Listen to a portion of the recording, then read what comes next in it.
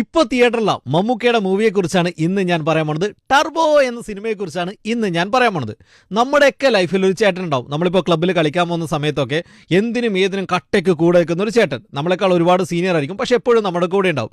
ഇങ്ങനെ ഒരുപാട് ചേട്ടന്മാർ മിഥുൻ മാനുവൽ തോമസിന്റെ ലൈഫിലും ഉണ്ടായിരുന്നു. അങ്ങനെ ഒരു ചേട്ടനെ ഇൻസ്പയർ ചെയ്തിട്ടാണ് ഈ സിനിമയുടെ കഥ ഉണ്ടാക്കിയിരിക്കുന്നത്. ഈ കഥ വൈശാഖിനോട് പറഞ്ഞ സമയത്ത് വൈശാഖിന് പറഞ്ഞു, നമുക്ക് ഈ കഥ ചെയ്യാം, ഇത് സിനിമ ചെയ്യാം, പക്ഷേ ഇതിലൊരു സംഭവം കൂടി വേണമെന്ന് പറഞ്ഞു. അങ്ങനെ വൈശാഖ് ഒരു പത്രവാർത്ത മിഥുൻ മാനുവലിന് കൊടുത്തു. പുള്ളിക്കാരൻ അത് വെച്ചിട്ടാണ് ഈ സിനിമ സെറ്റ് ചെയ്തിരിക്കുന്നത്.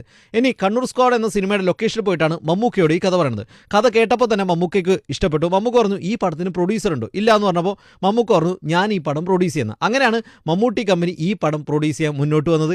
ഇനി ഈ സിനിമയ്ക്ക് ആദ്യം ഇട്ടുകൊടുത്തിരുന്ന പേര് വേറൊരു പേരായിരുന്നു. പക്ഷേ മമ്മൂക്ക പറഞ്ഞു, ഇതൊരു ആക്ഷൻ മൂവി ആയതുകൊണ്ട് ആ പേരിനൊരു പഞ്ചില്ലാന്ന്. അപ്പം മിഥുൻ മാനുവൽ തോമസ് വേറൊരു പടത്തിന് ഇട്ടുകൊടുത്തൊരു പേരുണ്ടായിരുന്നു. അതിൽ നിന്നാണ് ടർബോ എന്ന പേര് ഈ പടത്തിന് ഇട്ടുകൊടുത്തത്. ഇനി ഇവർ ഈ കഥ എഴുതുന്ന സമയത്ത് തന്നെ ഇതിലൊരു